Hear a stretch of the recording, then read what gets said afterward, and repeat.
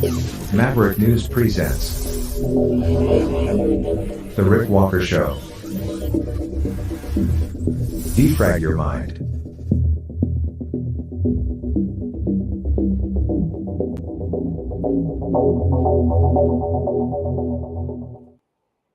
Good evening, Maverick family. Welcome back to the Maverick News channel.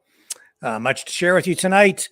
Later in the program, not very far into it, in about 30 minutes, we'll be joined by Jeff Evely from Veterans for Freedom. He's going to talk to us about the fourth turning. Before we get to Jeff, we're going to go over some of the news stories of the day, the drone strike in Moscow. We're going to go to question period for a short time to look at what's going on with that controversy involving foreign interference that continues. And we have other news for you as well. So don't go away. We'll be right back after this.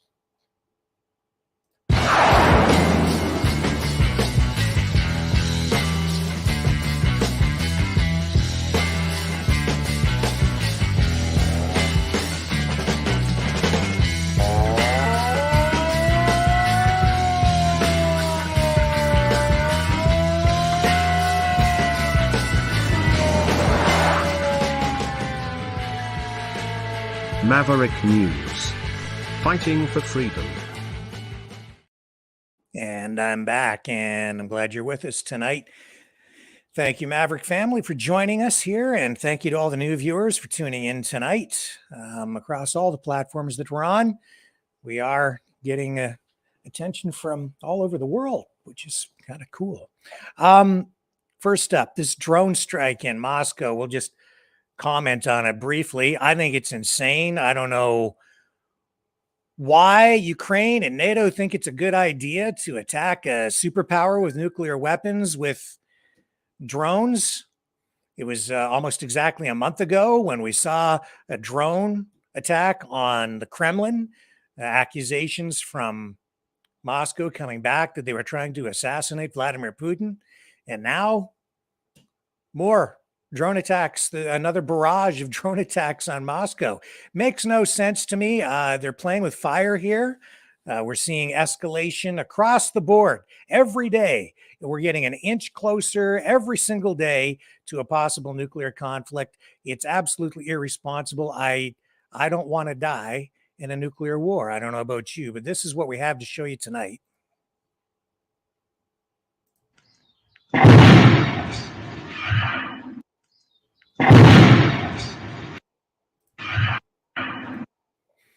This is a war of drones. I mean, it really is a new kind of warfare. And this is what it's coming down to. And when the attack on the Kremlin occurred, Moscow accused the United States of being the provocateur in that case, the real power that sent the drones in. In fact, we heard Vladimir Zelensky say that, oh, no, we don't use drones. We don't attack Moscow. We don't attack Russia. We fight within our own territory. But here we are tonight.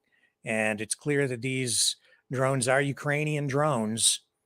And in my view, Ukraine at this point is the United States. It's not just simply another proxy war. And this is, even if it is a proxy war, it's a proxy war unlike any other proxy war we've had, because this is right on the doorstep of Russia. Very dangerous stuff.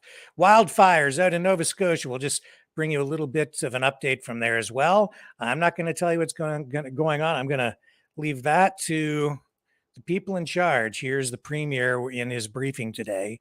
Premier of Nova Scotia. I'll tell you, the fire here is a very serious situation. Yesterday, I spent the day visiting our command center in Tallinn and warming centers in HRM. And when it was safe, we also had a tour of some of the areas that had been hit pretty hard. Wanted to get a sense of the damage, and I can tell you the damage it's extensive. It's heartbreaking for sure. And speaking, with people at the comfort centers, it's pretty moving situations people are going through for sure. But I would say through it all, people were they were happy they were safe and in a safe place.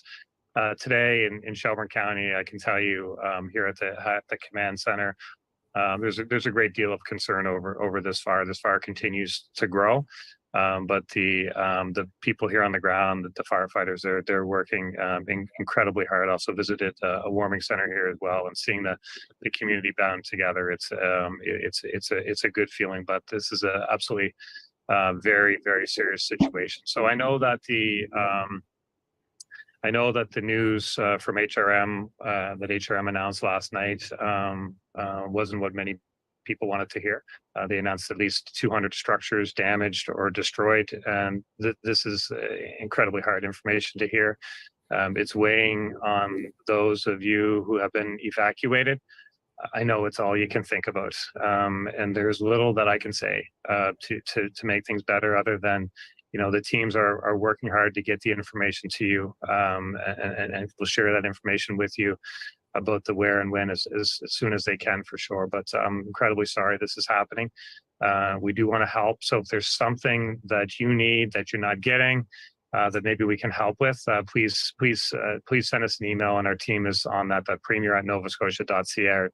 Our team is there, and we want to fill any possible gaps we can that may exist. So we're also adding mental health supports via the mobile units to some comfort centers, and a crisis support line 24/7. That's 844-751-2133. So we'll do what we can. I announced yesterday that we would help. We would help to try to cover some of the immediate and urgent needs for hotels, food, other incidentals. So information, that program is being pulled together. So the Red Cross is on the line. They're gonna help administer that. So to get your support, go to redcross.ca.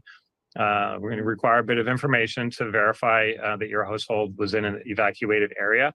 But as soon as we can verify the addresses, funds will be dispersed, and we can do that via e-transfer where it works for people. So anyone who can't be verified or doesn't have email, they can save a check or prepaid card, but it will take a bit longer.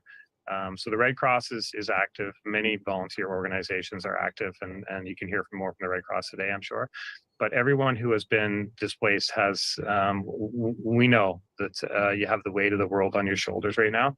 I will do whatever I can to reduce any pressure points that I can from a government perspective. And I just want to remind everyone that we have a province-wide burn ban in effect. Don't be burning right now. No burning in Nova Scotia. Conservation officers reported 6 illegal burns last night. This is absolutely ridiculous with what's happening in this province. 3 out of control fires, 8 fires yesterday, 12 on Sunday. Do not burn. 6 illegal burns reported just last night is just mind-boggling. So no burning. For God's sake, stop burning. Stop flicking your cigarette butts out your car window. Just stop it. Our resources are stretched incredibly thin right now fighting existing fires. We have to protect our resources where that's possible. And we're going to take whatever steps we can do to protect our resources. That's why, effective at 4 p.m. today, all travel and activity within Nova Scotia's woods is banned.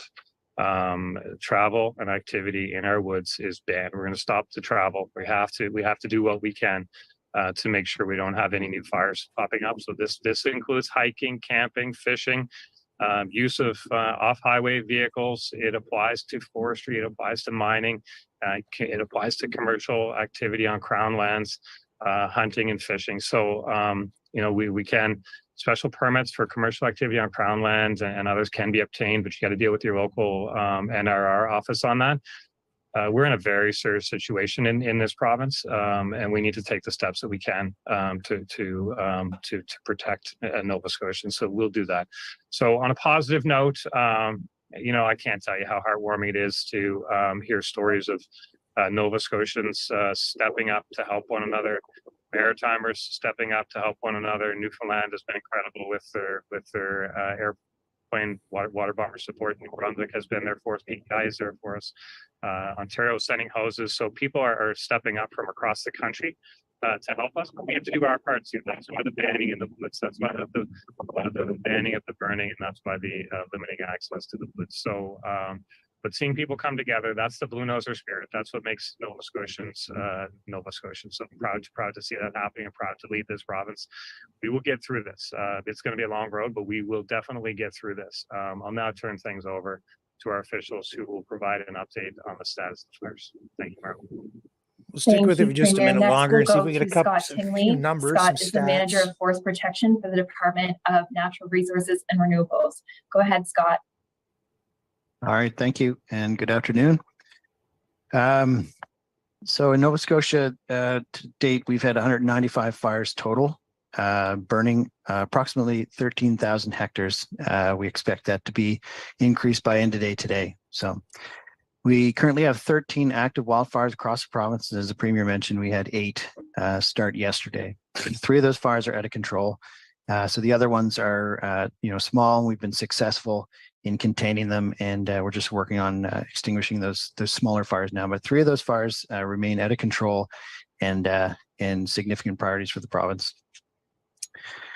We'll start in Tantallon today. So the fire is still estimated at 788 hectares, so that has not grown from yesterday. The fire is still classified as out of control. There have been some hot spots heat up through the heat of the day, but that was expected. And there has not been any fire behavior that was not anticipated. So crews have sufficient resources on site to deal with any anticipated fire behavior increases, and they're currently feeling confident in what they have. They're working on reinforcing containment lines. That's what they've been working hard on the last couple of days. And they're doing that with aircraft, Department of Natural Resource staff, the volunteer municipal firefighters, and continue to see good news on that one anyways, in terms of the fire not growing. In Barrington, we've got a different story again, similar to yesterday.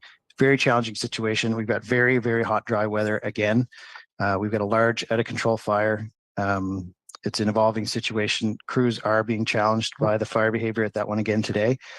They're working with aircraft again to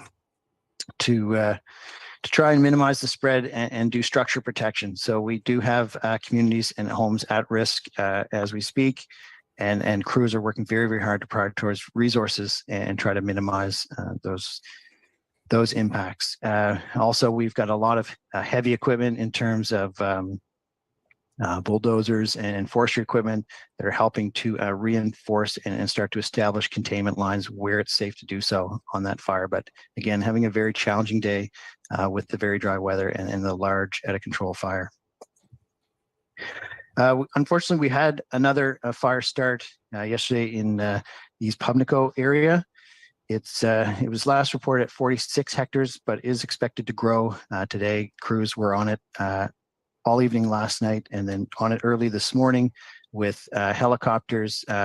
We had diverted one of the Newfoundland bombers over to that fire at one point, and we had crews on the ground, but they've been challenged this afternoon with the hot, dry weather, and so we're currently experiencing some challenges with that. But we'll wait to see how the afternoon goes. But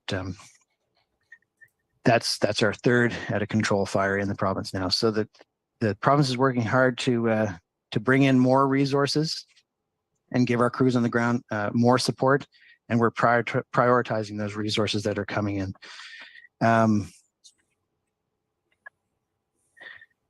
The Premier mentioned there we had some hose is on its way from Ontario and Newfoundland. We've reached out and received an order of 1,500 lengths of hose to give us some extra equipment on the ground for the crews. Our Department of Natural Resources crew that was deployed to Northwest Territories starts to return home today, and they will be immediately deployed out to these fires as well. We had a crew arrive from Prince Edward Island today, so we briefed them this morning in Shubenacadie. They've also been deployed out to the fires, along with additional Nova Scotia Department of Natural Resources staff that have all stepped up to help in the fight. We were on a call just recently with our partners down in the Northeast States, and we're hearing encouraging reports that we're hoping to get some additional support from there, but hoping to have an update on that situation as well. and of course, continue to work with the Canadian Interagency Forest Fire Center to identify available resources. So we're getting lots of help, and we're reaching far and wide, and lots of people are stepping up.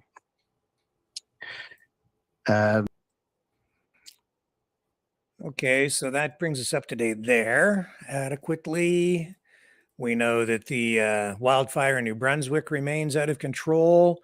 Residents, though, who were evacuated as a result of that wildfire have now been cleared to go back to their community. So that's a positive thing. Let's bring up the Alberta wildfire dashboard so we can give you a handle on what is going on there. 64 active wildfires. Of course, all the red ones that you see on the diagram, on the map, are the ones considered out of control. So we have 3, 4, 5, 6, 7, 8, 9, 10, 11, 12, 13, 14, 16, 17, 18, 19, 20, 23, about 25 tonight, still considered out of control. All the yellow ones are considered to be basically being held.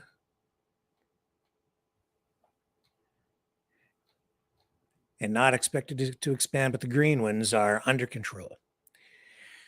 So that's a big improvement from the 109 or 110 or so that we saw not very long ago. So they are continuing to move in the right direction, but still about the same number of wildfires out of control in Alberta. Don't go away. We'll come back and talk about the debt ceiling and a couple of other things, and then we'll move on to our special guest tonight, Jeff Evely. Stay with me. The New World Order. Government overreach. The Great Reset. Mainstream media lies. Now more than ever, independent voices are needed. Donate now at freedomreporters.com. That's freedomreporters.com. Maverick News. The antivirus program for your mind.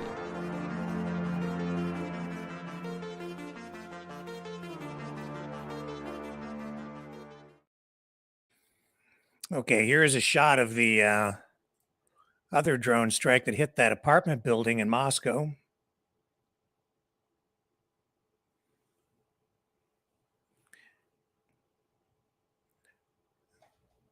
Again, absolutely insane. More escalation. And more escalation on the home front on the foreign interference file in the House of Commons today. Here's question period. Reality and realizing their full questions. Question orale. The Honorable Leader of the Opposition. Mr. Speaker, nobody believes what the Prime Minister's chalet buddy has to say. David Johnston is a former member of the Trudeau Foundation. He's been trying to cover up Beijing's interference.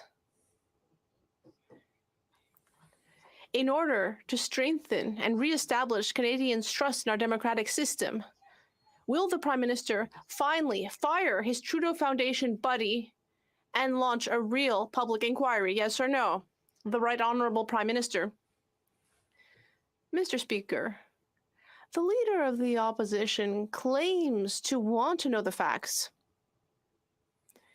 He claims that a public inquiry is the only way to learn the truth, but he is refusing to actually learn the truth when intelligence services are offering him a briefing to update him on all the facts, all of the intelligence underlying his concerns about foreign interference.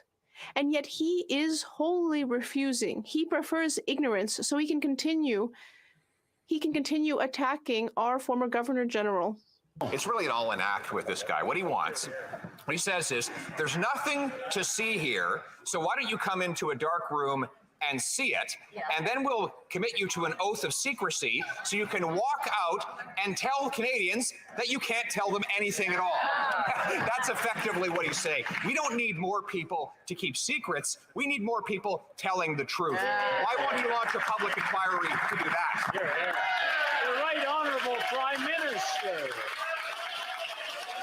Current leader of the opposition was Minister of Elections. Perhaps that is his approach, why he didn't do anything to fight foreign interference that was ongoing in our elections and has been for decades. Mr. Speaker, he chose to cover his ears and not listen to intelligence officials. And now he is not letting the facts get in the way of base partisan attacks. He is choosing to not get briefed up on the actual facts of the matter so that he can continue to attack our democracy, to attack other political parties, to attack esteemed individuals like our former Governor General.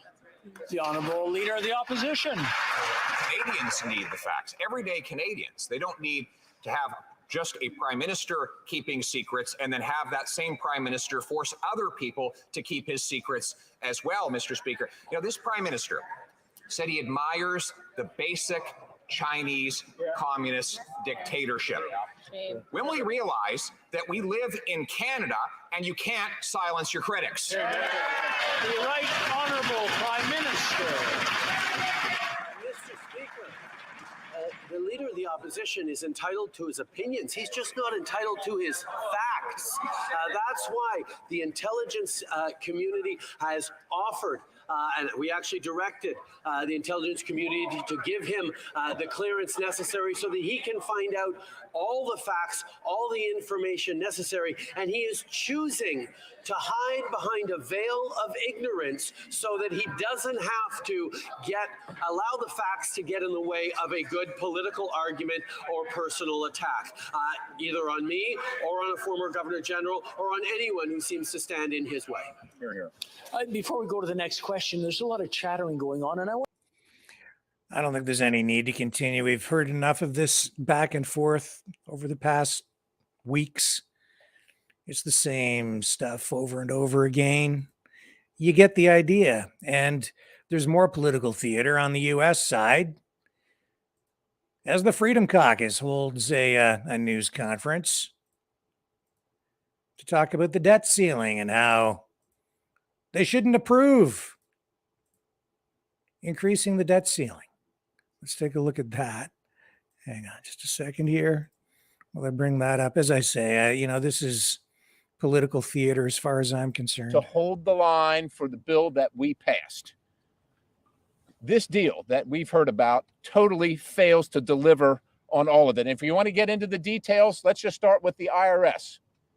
87,000 new IRS agents, all the billions of dollars, $1.4 billion cut, leaving the balance to be used by the IRS immediately, starting at this moment, continuing at this moment, continuing on for the duration of this presidency. $4 trillion at least, an unlimited debt ceiling increase, unlimited debt ceiling. And oh, by the way, puts the incoming president, whether that's Joe Biden or whether that's a Republican, having to deal with it in a lame duck session. Absolutely and completely unacceptable. Trillions and trillions of dollars in debt for crumbs. So they get to sit there and, get out the smelling salts and talk about why they're opposed to it. But in the end, trust me, they'll take the cap off and they'll just spend as much as they want to spend. And what they can't afford to pay for, they'll just go in the back room, turn on the printing press and print more cash. It's the way it works, especially right now with this war in Ukraine, expanding, I think very soon, probably to other places around the globe. They're going to need a lot more cash. And as much as they're claiming to be up in arms about it, again, I think it's pretty much political theater. Time to move on to our special guest of the evening, Jeff Evely. I'll just run this promo and then Jeff will join us on the other side.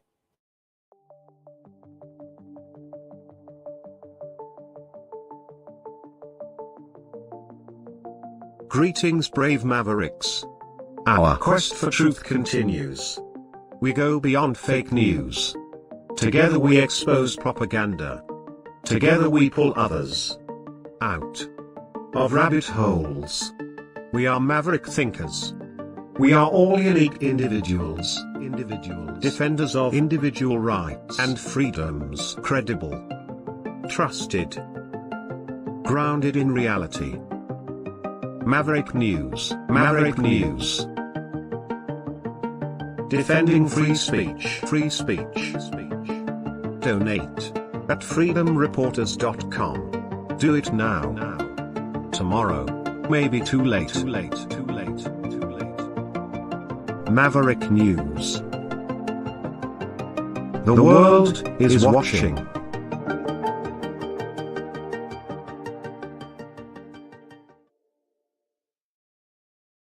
I'm back, and joining us live now is our special guest, Jeff Evely of Veterans for Freedom. Hello, sir. How are you this evening? I'm not too bad. How about yourself, Rick? Thanks for having me on. I'm just fine. Thank you for joining us on the program. Not only are you with Veterans for Freedom, but we should probably mention right off the top that I think you're running for political office as well. Is that correct or not? Unofficial thus far. I did submit my application for candidacy with the PPC. I'm not expecting any problems because they approved it last time.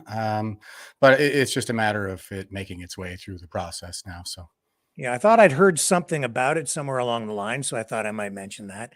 But tonight, you're going to share with us information about something that people refer to as the fourth turning. Can you explain what that is? Yeah, sure. The fourth turning is a recurring crisis era that happens every 4 generations. It lasts for a generation, so generally about 22 years at present. Essentially, it happens when the fourth generation to reach peak institutional power since the previous major crisis that threatened our civilization assumes power. And it's always a crisis era. I think it's basically what is described in most of our stories because we tend to describe the hard times more so than the bad times. And so just to give you a flavor for how this works, it's if you go back 4 generations, you'll see the Second World War. 4 generations before that, it's the American Civil War. And then 4 generations before that is the American Revolution. And bear in mind that things like the French Revolution were concurrent to the American Revolution. And if you go back another 4 generations before the American Revolution, you'll see the Salem witch trials and so on and so forth. And so every time we enter into one of these crisis eras, we have the potential to either fall to tyranny or usher in the next stage of the Enlightenment. And what happened after the Second World War, obviously, was the GI generation who won the Second World War. They returned to North America. They poured more steel and concrete than any generation before them, any generation since. They gave us all of our modern technologies, from rocketry to radar to radio telephony, the internet, computers, vaccines, legitimate ones. So they ushered in the modern era and a higher standard of living than the world has ever seen. And also, they have a ton of kids. And this is what happens in every crisis. So the generation that surmounts the crisis, they're the ones who, in the wake of the crisis, rebuilding the civilization, they rebuild it to new heights.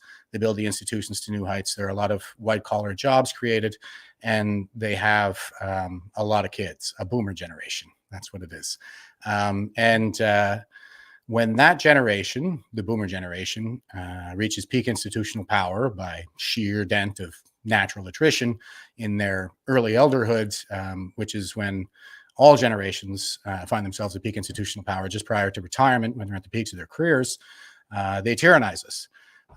And so it's a demographic crisis. It has to do with those demographics that are in play. And the way out of the crisis is a generational passing of the torch. So what happened in the Second World War is the generation that led us into it is not the same as the generation that let us out. So the midlifer generation that was coming up behind their elders, they took the presidency, the House, I believe, and the Senate too. I think they swept it, and it was all Republican. And They fired the old generalship like General McAllister, who led into the war, and put in guys like Robert Patton, who led us to victory in Europe.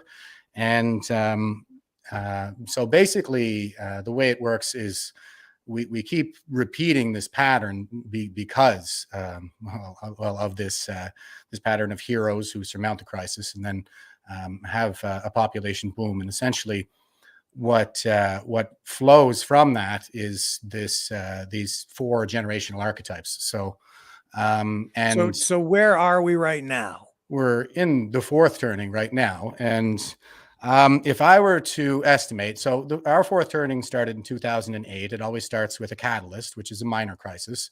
One of the institutions goes into crisis, into collapse. 2008, that was the global financial crisis. The previous 4th turning would have started with the 29 stock collapse that led into the Great Depression. The crisis culminates in a great crisis, the crisis era, the 4th turning. It culminates in a great crisis. So this is essentially it's a theory called Strauss-Howe generational theory. It was formulated by a couple of guys named Neil Howe and Bill Strauss. It's based on all the best Harvard data, like statistics that are available, and a lot of history. So, and what they've surmised here is that there are 4 generational archetypes that just keep repeating over and over and over and over again. The prophet generational archetype is so named for the one who found our religions, like the Prophet Muhammad. And that is the same generational archetype as the boomer generation. And when they reach peak institutional power in the early elderhood, they usher in the new theocracy. So when they come out into their early lives, they come of age as self-righteous narcissists, prosecuting a spiritual awakening and saying that their society is spiritually bankrupt and in need of reform. And they form the factions in their early lives that essentially struggle for dominance throughout the course of their midlives.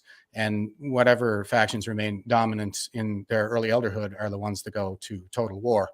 That's kind of what we're seeing happening right now is the boomer generation, like Joe Biden, for example, going to settle his old score in Europe there, his old Cold War adversary. Doesn't make any sense beyond that, in addition to the fact that he's a Manchurian candidate for the CCP. I think China just wants us to spend all our blood and treasure over there so they can capture Taiwan. But they reach peak institutional power, usher in the new theocracy.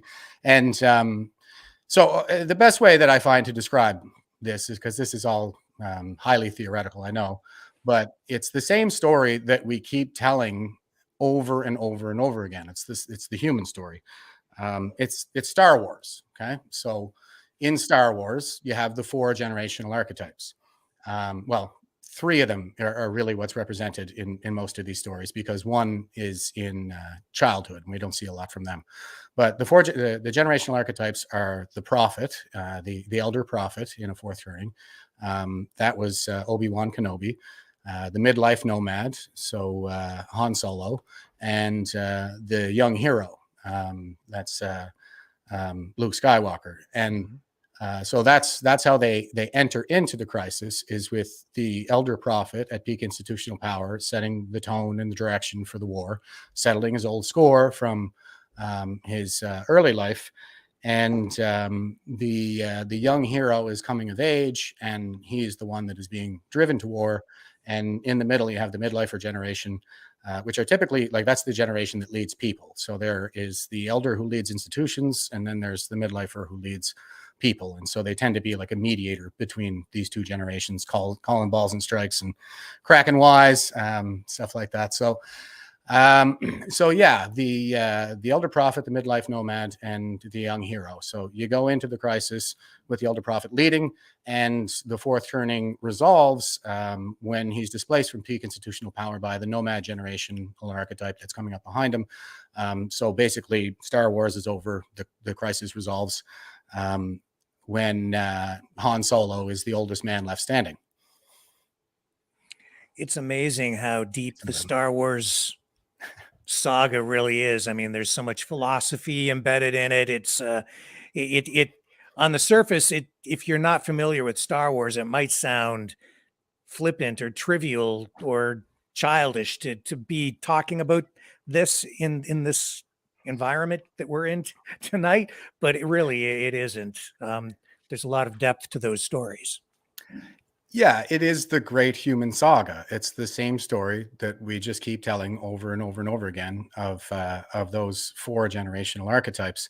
So in the elder prophet, he's the one who's commonly depicted as an old man with a long gray beard. So Abraham Lincoln is an example of an elder prophet, and he was a peak institutional power when the Americans went to the Civil War, total war, 600,000 dead, the most bloodiest. If you go back and you look, this is something that I've been thinking about a bit. If you go back and you look at a lot of the stories that we've put together from our prehistory, or let's take, say, the Bible, for example. You look for that elder prophet figure, an old man with a long gray beard, and it doesn't seem to matter who it is, whether we're talking about Yahweh or Abraham or Moses or Muhammad or Noah. When you see that elder prophet with a long gray beard, it's hard times for the rest of us. And what are we doing in all of those stories? Dying. It's genocide, it's democide, it's population reduction.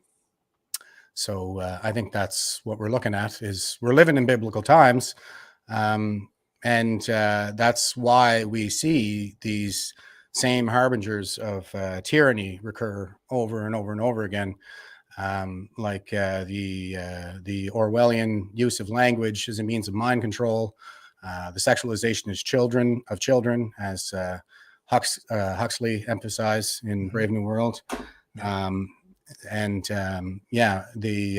Tower of Babel. The ducks speak. The Tower of Babel would be a fourth turning, I think, where we're all talking past each other and we don't seem to understand one another anymore. And the collapse of both Roman empires, West and East, I think would have been the results of fourth turnings as well. We see what happened there, whereas once upon a time, the entire Roman Empire had two languages. They were Latin and Greek, and as long as you spoke one of those two languages, you could make your way anywhere in the empire. And what happens essentially is balkanization. So in the fourth turning, we balkanize, and now we have all these different languages where we're not able to talk to each other anymore, all throughout Europe. And they're all Latin and Greek derivatives, right? So that's what seems to keep happening. Whether it's the Tower of Babel, or you could take it all the way back to the Garden of Eden, actually. More than that, we can't talk to each other because even our political language has been fractured. So you have polarized sides politically, and this side believes this, and this side believes that. The words that are used aren't even the same in some cases, or they start to mean different things. They change meanings. So you get the two sides together and they just end up screaming at each other. There's no dialogue anymore. Yeah, that's right. We're not reading from the same sheet of music anymore. And there are those of us who are logical and those who are not. I think this is the sophistry is another constituent of tyranny that follows with this. And take the story of Socrates, for example, not a fourth turning, but a second turning, when the prophet is coming of age as a young adult, and they're prosecuting the new spiritual awakening and saying that the society is spiritually bankrupt. That was like Socrates would have been, I believe, a nomad archetype, so Gen X. And he was in his old age at that time. So that would be a second turning. And he sees this resurgence of sophistry that led to the Great Crisis, which was the occupation by Sparta that he lived through as a midlifer. So the nomad is the one who lives through the Great Crisis as a midlifer and ends up abandoned in his old age. So I hope I'm not breaking up your rhythm No. in your attempt to tell this tale and this. I don't know, what do you call this? A theory? It's called Strauss-Howe generational theory. They first formulated it in a book called Generations. What is the subtitle? I think it's History of America's Future. And they forecast that the next one will start in 2108. They forecasted in 1991 that we would start the fourth turning with the minor crisis in the year 2005, plus or minus 3 years. And we got the global financial collapse in 2008. So that falls, that validates it. And then the major crisis was forecasted to hit us in the year 2020, plus or minus 2 years. And it was right on time. So it's called Strauss-Howe generational theory. There's there's a Wikipedia page on it, and you can go to thefourthturning.com as well and check out some of the stuff that they have there. But the book Generations is very rich, very data rich. It's a great theory, a great book, a lot of fun to read, and it's quite verbose. It's a bit of a monster to chew on. And then in '97, they published a sequel to it called The Fourth Turning to hone in on the crisis era in particular, because the predictions that they made for the coming years in the '90s were all coming true, and they were like, we better warn everybody. So the good news is it's a cycle, which means eventually you get out of it. Yes. Sometime between 2026 and 2030. Are we really going to have to wait that long, though? Or is there something we can take from this, learn from it, and take action now to expedite the exit from this horrific situation we find ourselves in? Yeah, it's just fire the boomers and watch all our problems disappear overnight. That's so what it is. How do you define boomers? What age range are we talking about? I hope I'm not in there. I was trying to message you there. I sent you in the chat. So I was like, what year were you born? I want to know before we go in, but you didn't get me back. I didn't see the message. That's okay. But according to Strauss-Howe generational theory, it's 1941 to 1961. According to Pew Research, it's 1945 to 1965. Sometimes I'll expand it out to about 67, depending on the individual, because the permissive parenting style that was endorsed by that commie bastard, Dr. Benjamin Spock, who destroyed the West, that carried on for quite a while, and that does seem to be the reason, the formative years that shape us, the years that shape the prophet generation, the boomer generation, are they're during the high, the economic high. The mood is very high, the social mood is high, everything is promise and moving up. And so they're marked with a kind of sense of idealism. And that is in the words of the theory as well. They're raised as indulged. That's always the case in the wake of the major crisis. And again, this is the words of the theory. The children are raised as indulged, and then when they come of age, like I said, they prosecute the spiritual awakening in the second turning, where they form the factions. And during the awakening, children are raised as underprotected.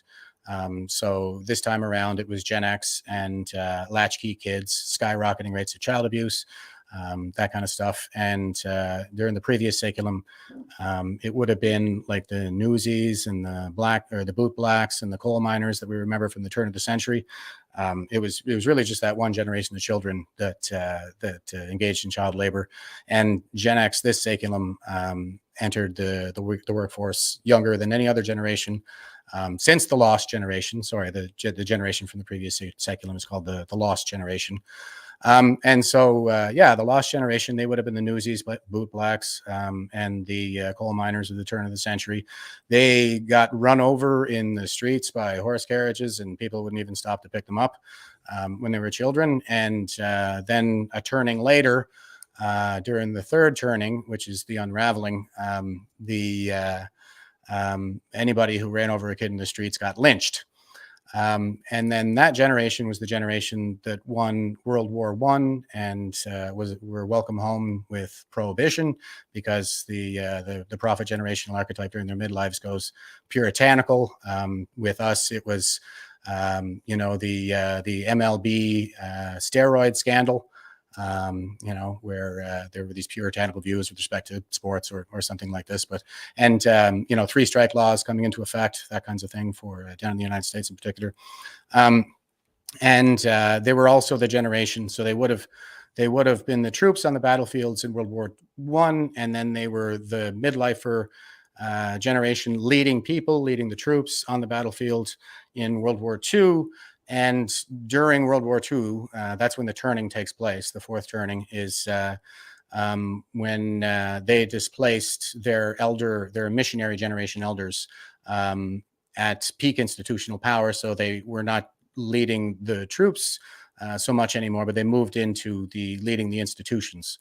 And once we got the guys like General George Patton in there, they led the Allies to victory. When they return, they're at peak institutional power, that nomad generational archetype that's been working since they were 6. And they lead the heroes of World War II, for example, the GI generation, in ushering in the new high and building the civilization to new heights. Is this something that applies globally, regardless of culture? And I'll ask that first, and then there's a second part to that question. I believe it does. And I'm not purporting to be an expert on this. I just read the books, and I'm a guy out here doing the best he can. And I haven't missed a war yet, guys. I went to Afghanistan, I went to Iraq, and, now the war is home. So here I am. So I forgot your question, Rick. Does it apply globally to like all countries, or regardless of culture? So would it apply in China? Does it apply in Russia? Yeah, I believe that it does. I think it's predominantly a Eurasian phenomenon, but really it goes back to the dawn of the species. Just looking at a lot of the Old Testament stories and stuff like that. So, with China, we would have seen the communist revolution taking place at the same time as World War II. So that would make Xi Jinping a boomer. Right. But China, it seems to be at a different stage to me, because in the last couple of generations, their economy has sort of expanded about 10 times. They've gone from, when I was younger, I'm thinking about like Mao and, people basically living in poverty, where it was considered to be almost shameful to have wealth under that system of communism. Today, they've adopted this sort of mercantilist, hybrid communist, socialist, fascism. Yeah, kind of, right. Fascistic sort of corporatism as well. And now they're creating more millionaires, I think, than any other country in the world, if I'm not mistaken. I was watching a documentary on PBS in that regard. Anyway, so and now they're sort of like, there's no old money there, though. It's sort of all new money in that respect. And now you have sort of this, the children of that first generation of millionaires who are now sort of being born into privilege and wealth and spoiled. And I would say that kind of puts them on from what you're describing, maybe a different part of the cycle. Or am I incorrect? Well, yes and no. The thing is, it's not necessarily a measure of wealth. Like, this would apply to the kind of nomadic goat herders described in the Old Testament as well, because, like I say, it's the elder prophet with the long gray beard is the one who tyrannizes us. And so if we see that cycle happening there, I mean, we're talking about even hunter-gatherers. I think this probably goes back to when we may have, I think that the Garden of Eden is essentially it's an allegory for the transition away from a hunter-gatherer society to a farming society, an agrarian society. So and it's the same generational archetypes that we see in play, I think, with Yahweh in the Garden of Eden as the elder prophet, and Adam presenting as the hero coming of age. They're seen as they're presented as civic-minded and dutiful, looking to serve. Millennial generation, the good kids. There were the GIs as well. A lot of people think of the GIs of World War II as being serious badasses, which they were. But at the same time, they were also the guys the generals said were the best damn kids they'd ever seen. So they're kind of the good kids. And what we see happening in that story is, well, I think it's describing a crisis. Of course, it's more and more vague the further back you go. But what the elder prophet is saying is you serve me. And that's kind of what we see happening in our society right now with respect to the millennials in particular. I'm pretty sure I heard something the other day that said we've already killed more millennials than we did people in World War I and World War II. I think that was from the States though, but I'm not sure. That seems to be what happens is when the prophet is in his elderhood and the hero is coming of age, the hero is looking to the prophet and saying that they know that there's something wrong and they want to help, and they're looking to the peak institutional leadership to say, what do I do? And the prophet is saying, go to war. I don't know if that's necessarily what's happening in the Garden of Eden. It's more about the banishment. I think the banishment is really the crisis that they're describing there. But it's an interesting thing to consider. I just want to do a thought experiment with you here. I know that we're Maverick thinkers around here, so you won't mind. Okay. So if the elder prophet is Yahweh in the Garden of Eden, and Adam and Eve are the hero generation, and it does say in Genesis that these are the generations of Adam, right? So and God actually refers to himself in the first person plural a couple of times, like we and us. I think what we're doing is, like, the further back you go, the more vague it gets. We tended to represent, and we still tend to represent generations, large groups of people as, a couple of main characters. And the further back you go, the more it gets reduced down to like one guy, one archetype. What we're actually talking about are groups of people. Otherwise, you end up in that situation like Ned Flanders with Rod and Todd being like, did they have sex with their mommy or with each other? But if you just kind of assume that this is the way that we told stories back then, that we represented generations as like an individual, then it kind of makes sense. So if you have the elder prophet and the young hero, Yahweh and Adam, then who's the midlife nomad? I would propose that it's the serpent. So the serpent lives in the knowledge, the tree of the knowledge of good and evil. And the thing about the nomad generation is they're always war veterans. They go to World War I, then World War II, and so they're always a war veteran generation. They usually have about 2 wars under their belt already, 2 proxy wars under their belt by the time we go into total war. So the serpent who lives in the knowledge, or the tree of the knowledge of good and evil, I think would probably fit into that profile. That's a big part of the reason we've always sent young men in particular off to the boundaries of the empire, to stare into the abyss and let it stare back a little bit, let it change a little piece inside of them, so they can carry that evil around with them and study it, so they come to recognize it in their own societies. And so here we have perhaps a midlifer. Well, not just perhaps, because it says that God created the heavens and the earth and all of the animals and the creepy crawlies in it, and then he made man. So that would make the serpent part of that first stage of the heavens and the earth and everything in it. So he would be older than Adam, because Adam comes afterwards, but younger than Yahweh, because Yahweh is there in the beginning. What is he doing? So this is where it gets a little bit edgy, but he's presented as the bad guy, and I would challenge that as a baseline assumption. And I'm a loud and proud atheist, but the only thing that I have to go on is what people do. So I don't judge people by what they say, but only by what they do. And if you look at what the serpent does, well, first of all, he doesn't do any harm. What he does do is he provides us with the knowledge of good and evil.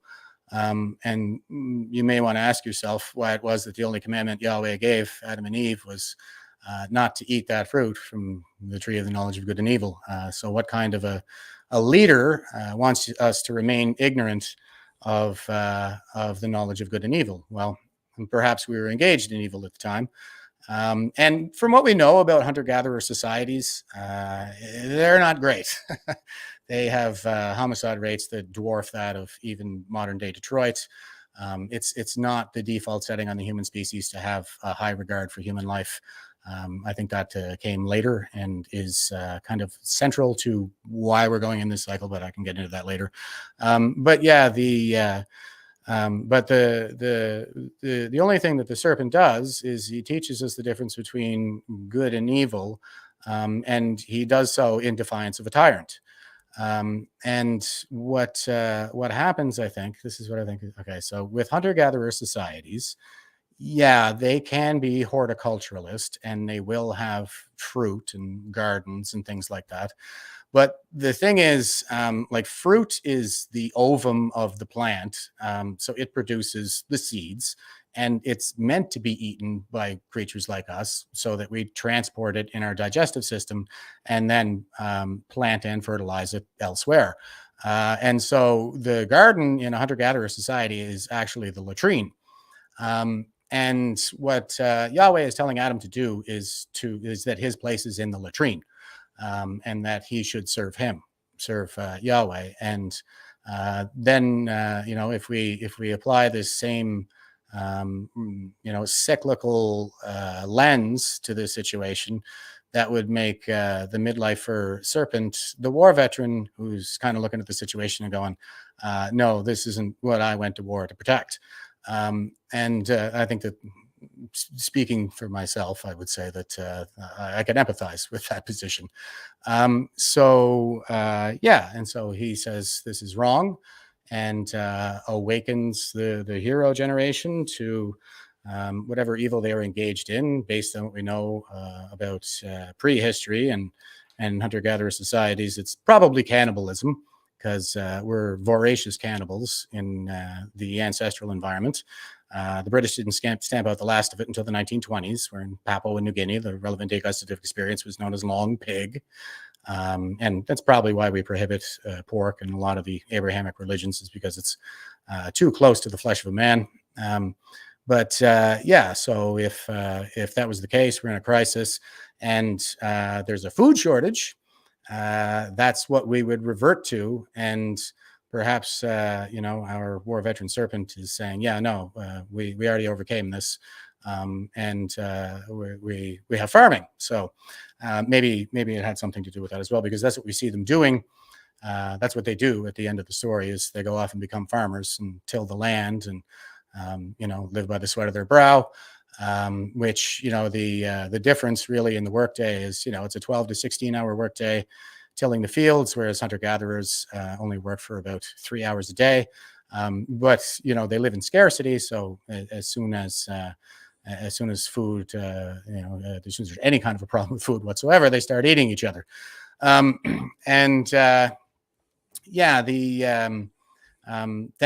what we see coming out of that is Adam and Eve.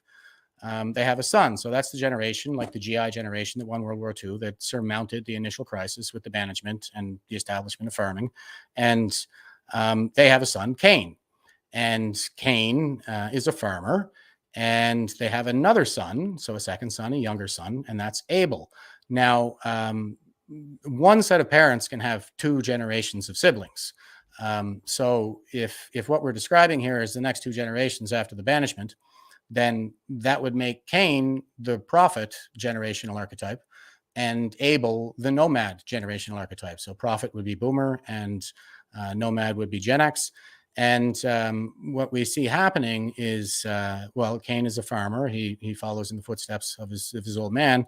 And Abel goes off and does his own thing, kind of like the San Francisco 49ers, the original 49ers, and like Gen X, who famously we all migrated away from our hometowns and went off into the oil fields, blue collar work in the military. And that is kind of a quality of the nomad is they kind of go off and do their own thing. And so Abel goes off and does his own thing, and he has he's a herder. And what it says is that Cain gives the burnt offering to Yahweh, but he doesn't favor it, and he favors Abel's offering. And I take that to mean that Abel was more prosperous than Cain. And when they went into the next fourth turning, and the prophet was at peak institutional power, and now the old hero dies off, and everything's left up to the prophet, everything falls apart, and there's a food shortage, there's scarcity. He can't farm because he doesn't really know what he's doing. And then Abel, who went off and did his own thing and innovated this new solution of goat herding, he's more prosperous. And so Cain rises up and strikes him down. I think it's a story about the deadly sin of envy, or why envy is a deadly sin. And then what we see happening is Cain takes off somewhere else, and he has another son. Ezekiel? No. Anyway, he has another son, and that son, if we're following the same pattern, that would be another hero archetype, like the GI generation that surmounted World War II. And that guy is the one who ushers in the next era of the Enlightenment and builds a city. So that's the same pattern, I think, that we see going on and on and on and on, all the way back to the fall from his grace. I looked it up. The son of Cain is Enoch. Enoch, thank you. I want to say, but Enoch goes off and he actually founds a city. So we went from, having the transition from hunter-gatherer to agrarian, and then you see the herding come in, and then after that, it's the next era of the Enlightenment, which would be the cities, the formation of cities. But the thing is that Cain doesn't contribute to any of those innovations. He just mimics the patterns of behavior that result in success that he was shown by his father, but he doesn't really know what he's doing. So when the old hero dies off, and we're left under the helmsmanship of the elder prophet, everything just kind of falls to crap. So I see a few comments in here.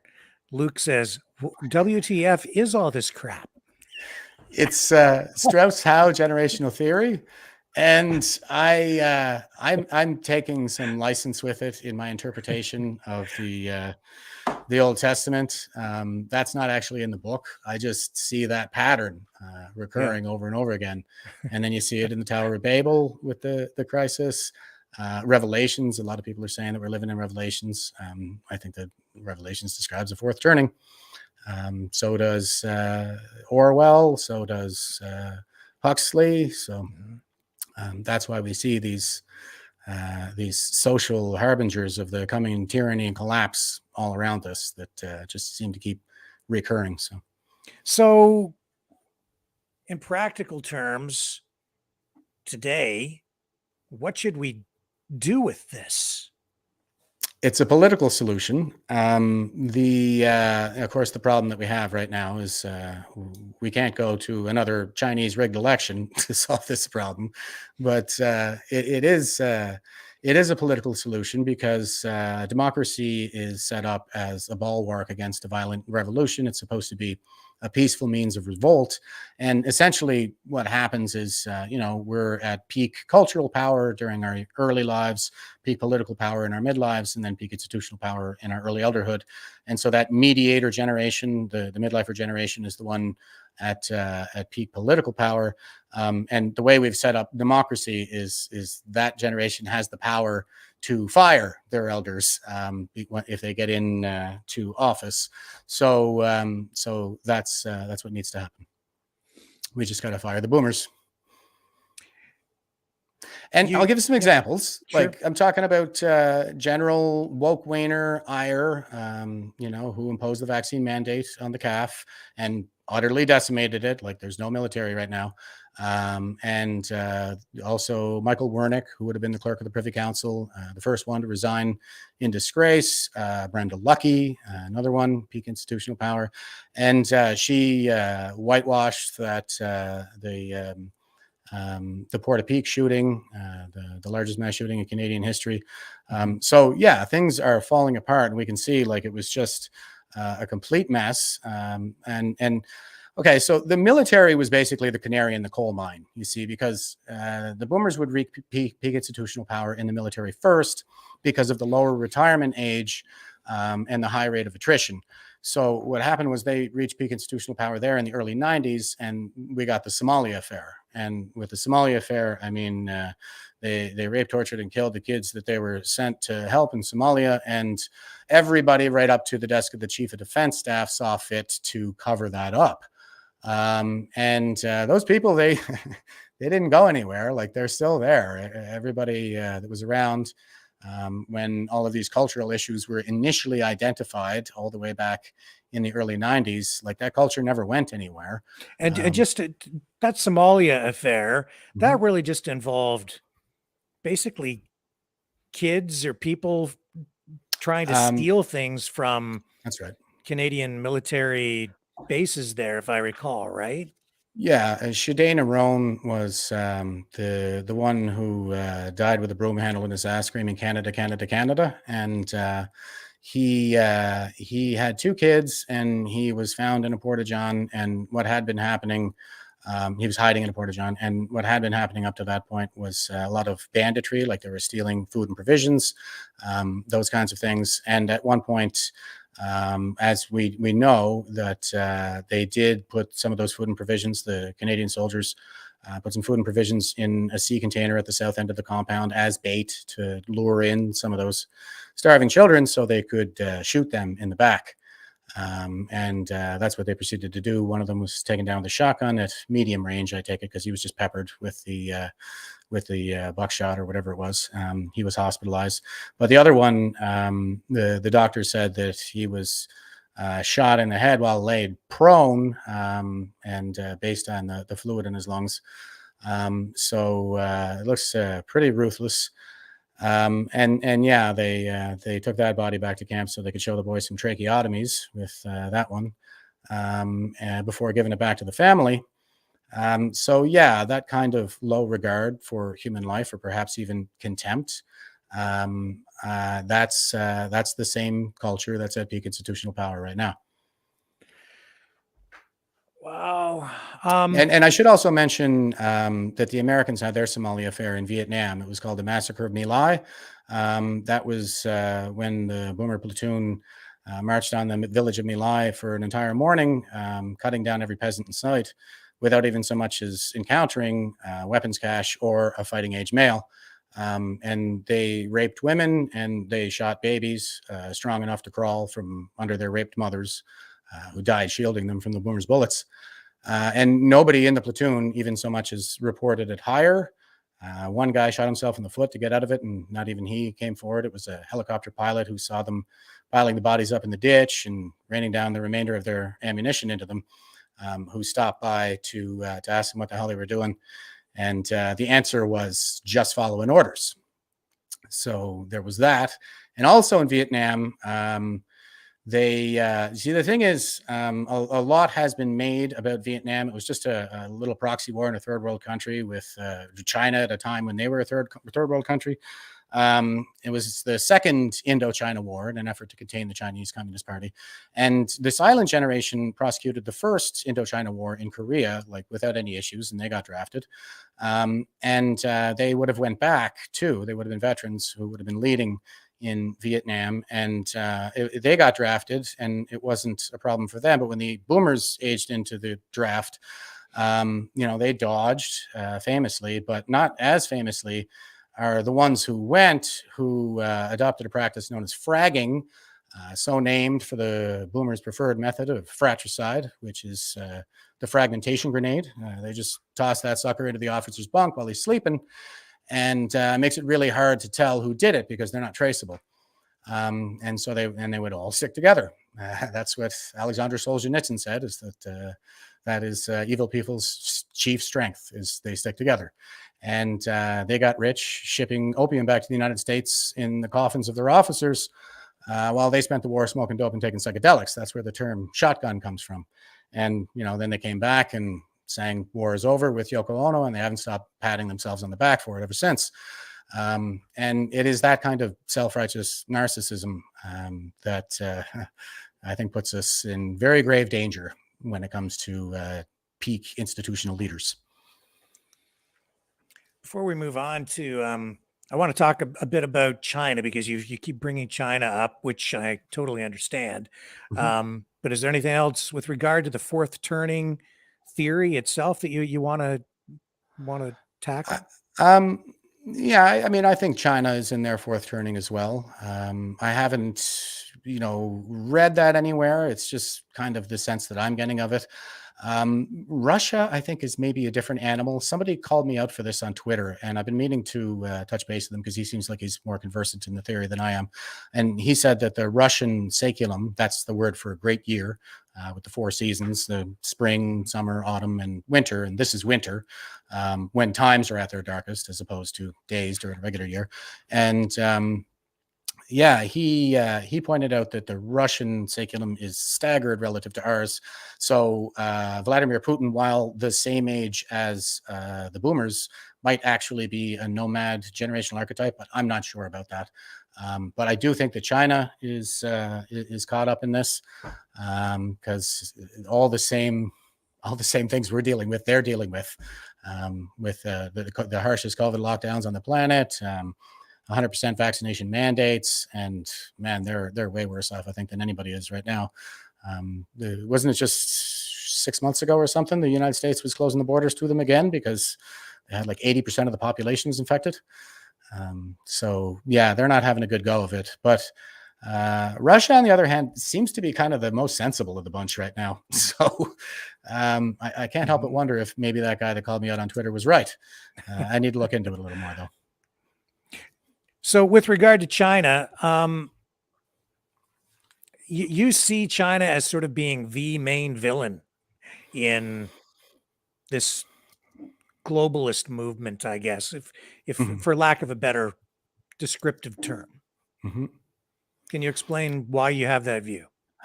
Well, there's a lot of reasons, but I guess first and foremost,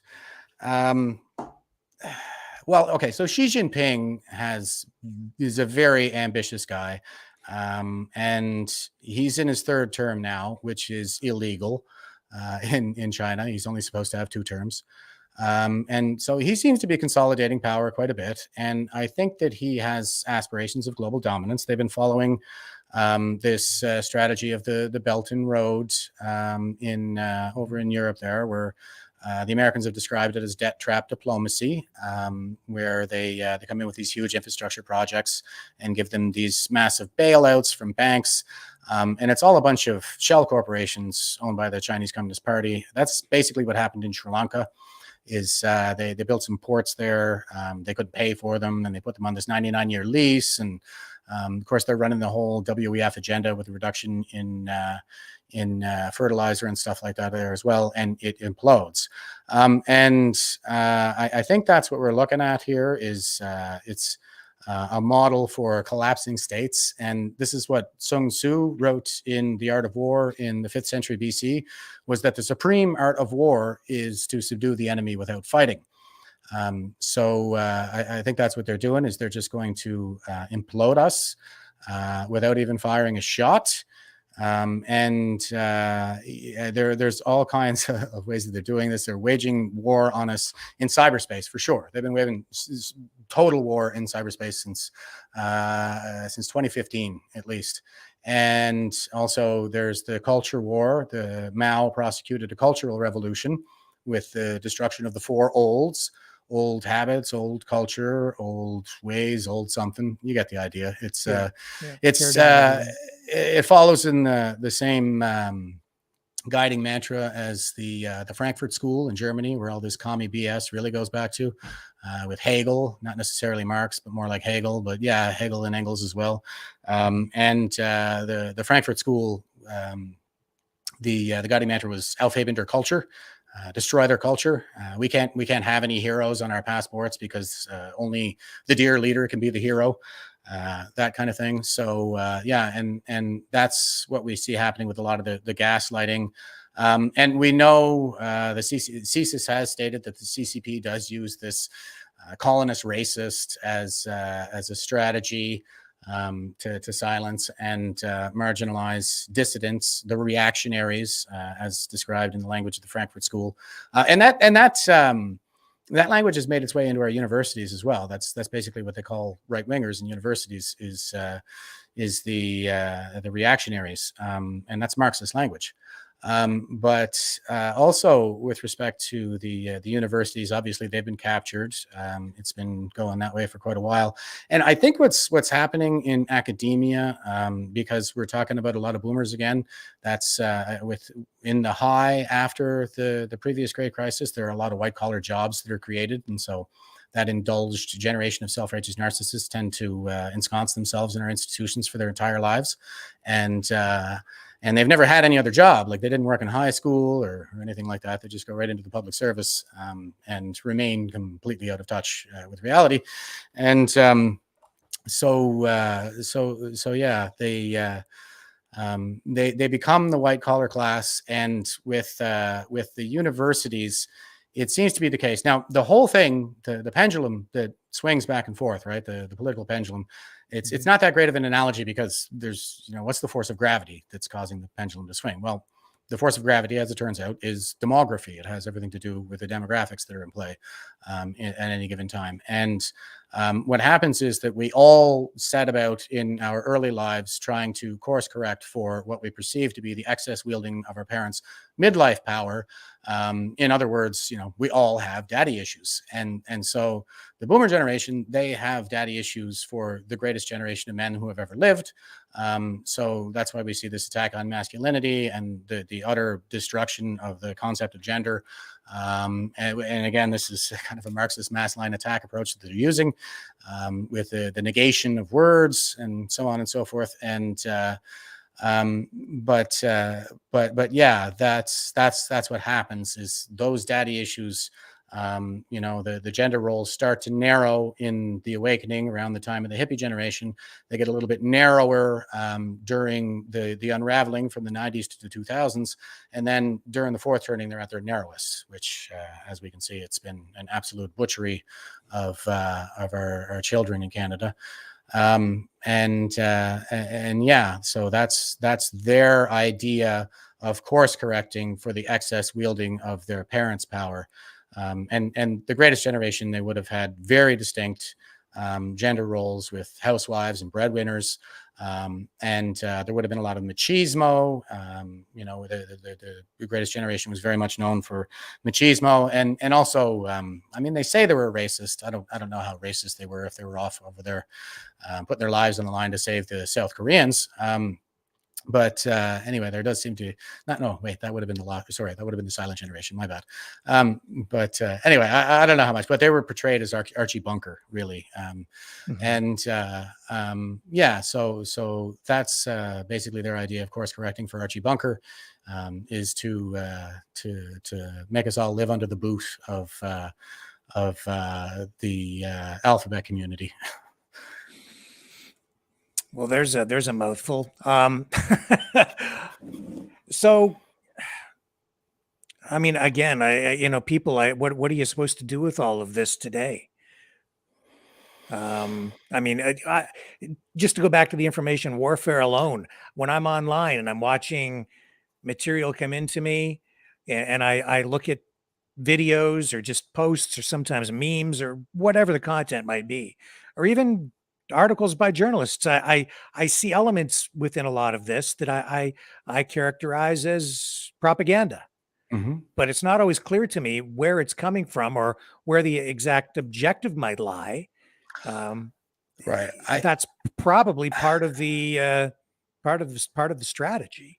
Well, and also, yeah, what I see happening, and this is just my perspective over the course, I've always been a news hound, but what they seem to be doing, especially in academia, because they have those daddy issues for the greatest generation, and they're the ones who sang War is Over with Yoko Ono. And of course, war veterans are yucky because their daddies were the greatest war veterans. And they seem to be so, and they were the ones who chickened out of Vietnam. That's the utilitarian adversary that their daddies sent them to fight when it was their turn to man up, and they refused. And they seem to be parroting the propaganda of their daddy's adversaries, which are our adversaries as well.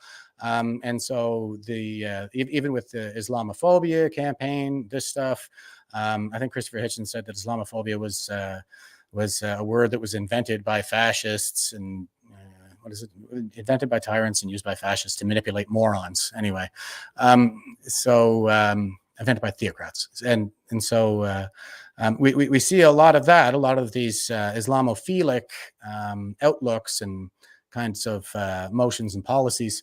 And also when it comes to China, I mean, we teach in our schools that the British introduced opium to China by force in the so-called Opium Wars. But opium was never mentioned in the parliamentary debate, in the declaration for war, or in any of the treaties that they signed. All of the correspondence and written evidence that we have on that particular war was that the main point of contention was that Britain insisted on being treated as an equal power. Where historically the Chinese would not do that. And I think that this is also relevant right now,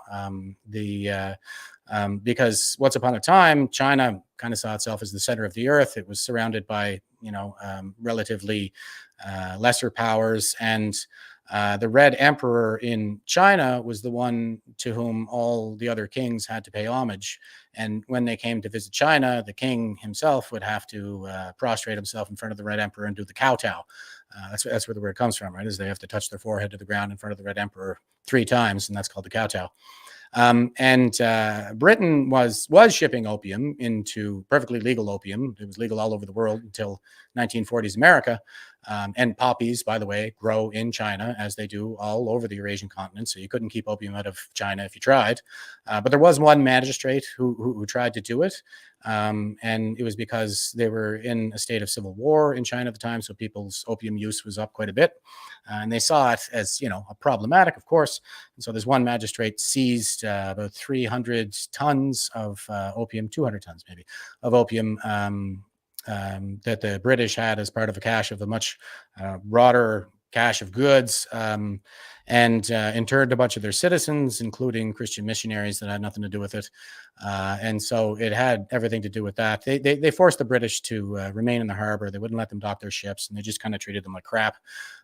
So the British declared war and drove all the way up the river to Beijing and made them sign a treaty that said, you will treat us as an equal power, and thanks for Hong Kong. We're going to set up an embassy here, and we're going to dock our ships. And that's how that all got started. And the Chinese Communist Party has been, that's part of their propaganda, that the British introduced opium to China by force. And I think that's really where a lot of this white Anglo-Saxon Protestant male really started, because that's who kicked their asses in the 1840s, would have been white Anglo-Saxon Protestant males. And that kind of political correctness that the boomers prosecuted during the 90s, with that kind of stuff, with the white Anglo-Saxon Protestant male. I mean, I went into the Canadian Armed Forces a white Anglo-Saxon Protestant male, and I came out the other end straight, white, cis, hetero patriarch. And so it's just that same political correctness, completely unmitigated, because at this point in our history, the boomers don't actually answer to anybody. They're in charge of our institutions. And so what we get is this unmitigated wokeness, that is anti-Western in its nature, because I think what they're doing is they're parroting a lot of the, I can remember in high school hearing all this stuff about the Crusades, like in 1095, the first Crusades into the Holy Land. And the part that they don't tell you, this was my boomer political science teacher, Mr. Chisholm, in grade 12. It was like a first year uni course that I took in grade 12. And he, the thing that he would do is he would kind of start where the story ends and say that, like, just the Europeans woke up one day and decided to go murder everybody in the Holy Land, and actually really sincerely push this idea that the blood in the streets of the Holy Land ran up to the bridles of their horses. And I'm like, you could empty the entire blood supply of everybody in the Middle East today, and it still would not reach the bridle of a horse.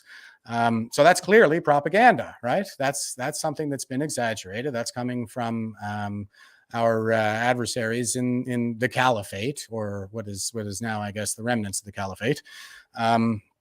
And so they just kind of pick up these things and run with them, I think, because it sounds good for a bunch of draft dodgers. It sounds good to them that the West is, in fact, the warmongering, evil civilization, when, in fact, it's the greatest civilization that's ever existed. And there's just never been anything created by humans that's better.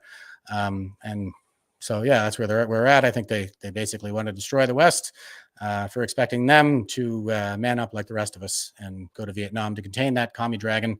But instead, they got in bed with them and got rich with them throughout the course of their entire lives.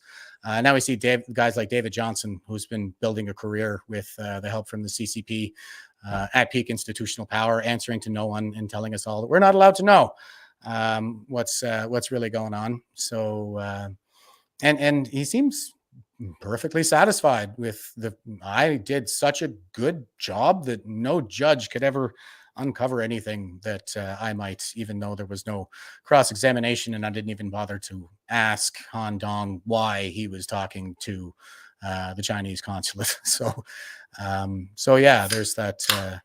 I can only describe it as megalomania when they're at So institutional that power. being said, an inquiry might end up being, well, even without the inquiry, this is potentially the biggest story in Canada right now, maybe in the entire year, maybe beyond that. The inquiry, I mean? Yeah, this whole controversy about Chinese foreign interference in our electoral process. I think it's probably the biggest story in our history. I don't think we've ever been faced with a challenge like this. You see, CSIS, according to what I read from them, was that the Chinese Communist Party wanted a minority liberal government going into the 2021 election. That's exactly what they got. And there's also this talk that they did meddle in the 2019 election, that they were cozying up to Trudeau earlier on when he was still just leader of the Liberal Party. And just so, for our YouTube police friends, because we are on YouTube, okay, even David Johnston has acknowledged that there has been foreign interference in our electoral process. It's a fact. The government has acknowledged it, but what they're saying is we're not allowed to see the evidence. Right. And they're hiding behind the security classification. And Pierre Poilievre is right to decline the offer to join NSICOP because he would be sworn to secrecy. And they'll probably just show him a bunch of stuff that he knew anyway. And now he can't talk about it. I think he's quite right in calling that out. And he has two parliamentarians on the Conservative side that are already on NSICOP. So, he can delegate that to them, and that's what a leader should do. He shouldn't be engaged in that kind of legwork anyway. David Johnson has no background in security or in intelligence, and he's never drafted a classified document in his entire life. So how the hell did he assess what can and cannot be declassified? Frankly, I think that's entirely up to CSIS. They're the ones who have the analysts and the experience and the qualification. If they deem that they can release information, then I say, yeah, let's have at it. Now, the thing about intelligence is they don't want to give up methods, and it might reveal sources. So, there is that kind of a danger. If the CCP gets wise to who their informants are, then that's the kind of thing that they're going to need to protect. And that is the main concern. And also methods, because we don't want them to understand how it is that we're getting this information from them, because once they figure that out, then we won't be getting that information anymore. So yeah, those are real concerns, but no, that's not anything that should get in the way of a public inquiry. And this idea that Johnson is going to hold public hearings, woefully inadequate. Absolutely. He's totally superfluous, invented out of whole cloth. I never heard the word special rapporteur until 5 minutes ago. Yeah, and I've been a political junkie my whole life. I never even heard of this before. So they just made this thing up like it has any kind of legitimacy whatsoever. And it's a big dog and pony show to whitewash another scandal, which is, everything going back to Somalia. That's been their MO. Well, actually, the MO is scapegoating. I meant to bring that up earlier too. So Kyle Brown was the Gen Xer who blew the lid on off of Somalia. That was kind of the difference, I think, between the massacre of My Lai and the Somalia affair, is that we actually had a whistleblower who was a party to the offenses come forward with all of the pictures, and that guy was a Gen Xer. So he wrote a book called Scapegoat: How the Army Betrayed Kyle Brown. But it wasn't the Army that betrayed him. It was the Boomer generation, and that seems to be the MO. The report into Somalia said that the officers who testified just lied through their teeth nonstop to the commission about everything. They destroyed documents, and they tended to scapegoat the lower ranks. They tended to blame the troops for their failed leadership, and I resemble that remark. So that's a lot of what I saw throughout my career too. We saw that with Operation Honor, where the Kaka Defense Staff, Jonathan Vance, cemented his final legacy as the oldest, longest serving CDS by upping the retirement age and gaslighting the rest of us for exactly the kind of sexual miscreants that he'd been up to his entire career. He even fathered 2 children with using one of his staff officers for Kleenex, and he never took any responsibility for it. And then he writes an operation order called Operation Honor, as in honor up. The rest of us need to honor up. And it's been those guys the whole time, but that's what they do, is they scapegoat. And so everybody thinks that there's this big problem with the military, but I'm like, no, it's not the rest of us. It's those guys, the guys who've been here the whole time. It's the Boomer generation. And that's why I say that was the canary in the coal mine, because that would have been the institution that went into crisis first. We saw the financial sector go into crisis in 2008. And there was the G20 summit in 2010, where we saw police forces all of a sudden go tyrannical. And right around 2012, I think, is when we started to see the universities collapse, with the Weinsteins having their faces screamed in on the Yale campus. Or I think no, not Yale. There was a college, something college that they used to teach at. But Yale as well. Everything went hysterical on campuses.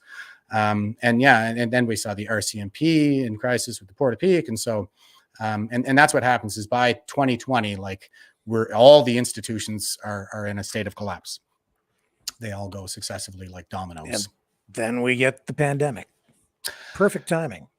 Well, that is what the crisis really is. I mean, we know what it's not. It's a leadership crisis, and it is the case that every generation, while wielding peak institutional power, is going to have to deal with some kind of a crisis, because they occur at effectively approximately regular intervals. When the silent generation was a peak institutional power, they had 9/11, and they got pretty scary with some of the Patriot Act stuff and stuff like that, but they didn't go anywhere near this far. And that was a hell of a lot scarier than this is. They didn't even declare it a state of emergency for that. And you know, they didn't go anywhere near as far. So, but this was nowhere near that scary, and they went way more tyrannical. So it is just the case that whatever crisis happens to float into the lap of the regime at this particular moment in our history, while these demographics are in play, they just exploit and prolong that crisis for the purpose of, just soaking up all the wealth from the rest of us. And that's what we saw them doing in the early pandemic, sending the Canada Pension Plan and the mutual funds out there to scoop up all the residential property, drive up housing prices, and turn the millennials into a permanent renting class so they can fund the Boomer retirement plan. And also, I do think that a lot of these mutual funds in the Canada Pension Plan are essentially what's at the root of a lot of the exploitation that we see, say, with the medicalization of our children through a lot of these, they're called biomedical gender transitions, which are nothing of the sort. You can't transition. All they're doing is chopping a piece off of your leg, rolling it up like a sausage, and stitching it to your groin. I've seen some pictures on social media with that stuff lately. It's absolutely heinous what's happening. But Big Pharma likes it because they have some permanent medical patients that they can keep on a steady drip of pharmaceuticals for the rest of their lives. And it keeps those stocks going up, up, up, up, up. And the pension funds and mutual funds are blue chip investors that depend on the market always increasing, and that's essentially why we need like nonstop immigration, because we don't have a population to support that level of economy. But the pension plans are depending on the economy continuing to grow all the time, when really there's no reason for it other than the return that they'll earn on those blue chip investments. So it's all to keep those boomer retirements solvent. This, I don't know if this is relevant or not, but the monarchy, you know, severing ties with the monarchy, is Canada in peril? Because I mean, that's just one example of the kind of rhetoric that I hear. You know, Canada isn't a country. Canada is a corporation. Canada is you know, a servant of the monarchy. We need to sever ties with the monarchy. What are your views on that? What do we? I would just like to see save, or where are we at? No monarchies. How about that? Like, I think as a species, we're ready to move past this idea that we need rulers lording over us. And it's not terribly impactful to our current situation, the fact that we haven't divested ourselves of the monarchy at this point. But yeah, I would be in favor of it. I think we should be more like a constitutional republic, like they have down in the US. There should be electoral colleges to make sure that the cities don't tyrannize us, which is what they're trying to do with a lot of this unmanaged, unmitigated immigration. Is they're importing a new voter base into the cities and redrawing electoral districts, so they'll have more seats in the House. But they're kind of doing the same thing in the U.S. anyway. Yes, it is the same strategy. I don't know if their system is saving them any more than ours is saving us. Yeah, I mean, as long as you have people who don't follow the law running things, that's probably going to be the case. I do agree, but they are doing it here. That's what they're trying to do. Is you know, they'll just vote us into tyranny by importing bases. So that's why I kind of get confused, and it comes back to the propaganda issue again. So when I hear or see things online that call for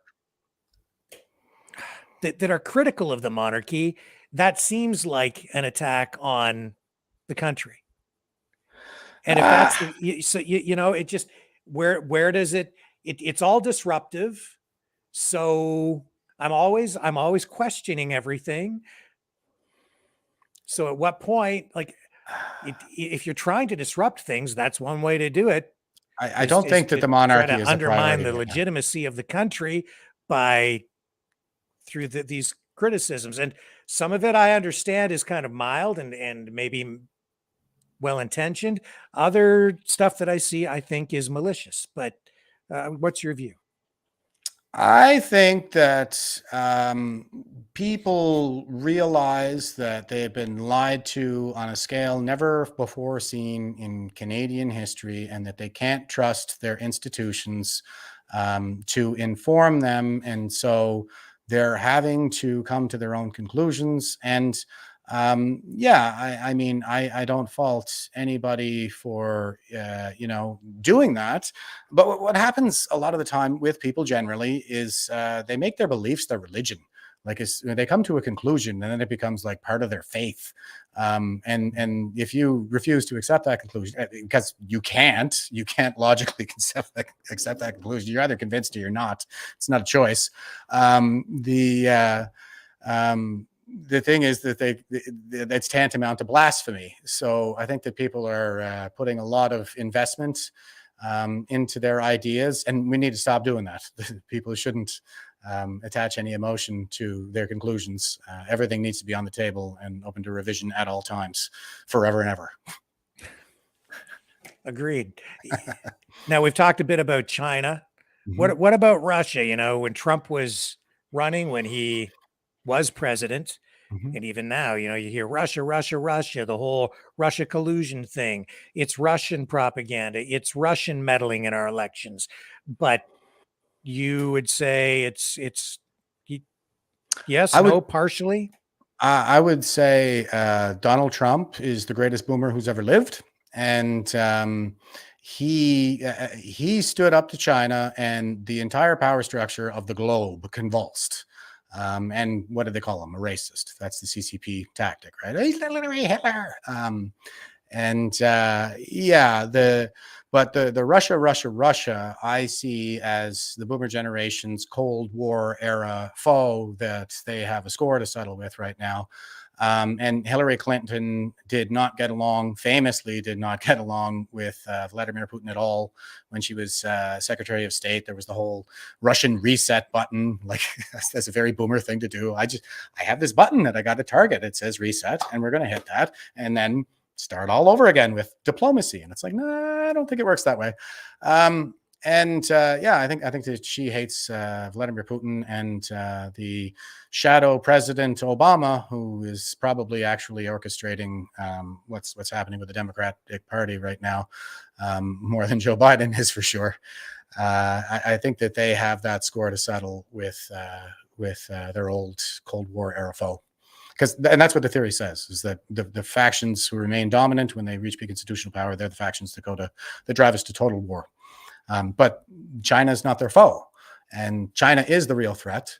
They got in bed with China. Their daddies sent them to fight China, and they refused. So I think that Justin Trudeau has never had an original thought in his head in his entire life. He's nothing but a duplicitous Ken doll of a marionette on a kabuki theater stage.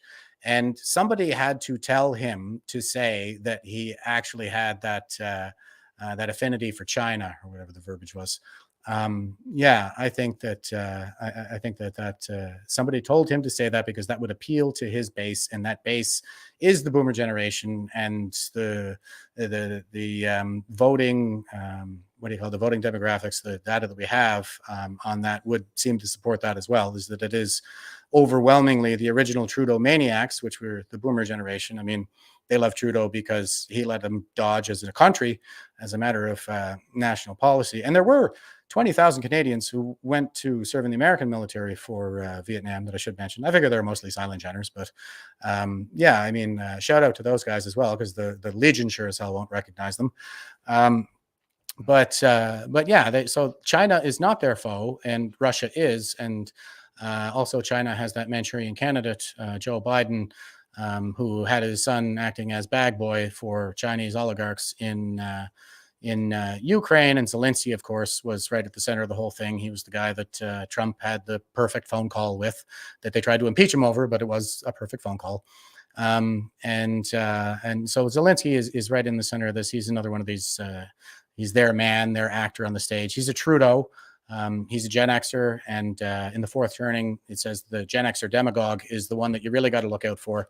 And so that would be Hitler, Mao, Trudeau, Zelensky.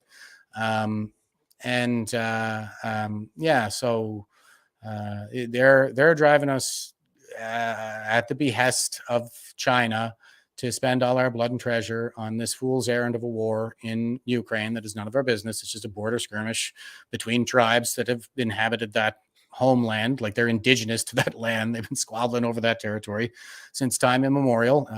And the real target is China. China has its eye on Taiwan, and we're going to spend all our blood and treasure in Eastern Europe while they continue to ramp up the military exercises to the point that they can actually capture Taiwan. And at that point, they will have control over 80% of the world's chip manufacturing, and the Strait of Taiwan is the route through which about 80% of the shipping containers flow in the world. So that's the jugular vein of the world's economy. And once they get a hold of that thing, we'll all be taking orders from them.